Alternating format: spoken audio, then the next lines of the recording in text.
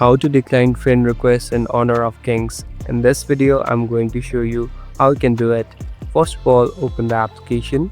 Now here on the right top, you can see this settings icon. Simply tap on settings. So here we are in this settings interface. Here you'll be able to see different options that you can customize. Now on the left, there's an option called features and privacy. Simply tap on features and privacy. Here you'll be able to customize the privacy section.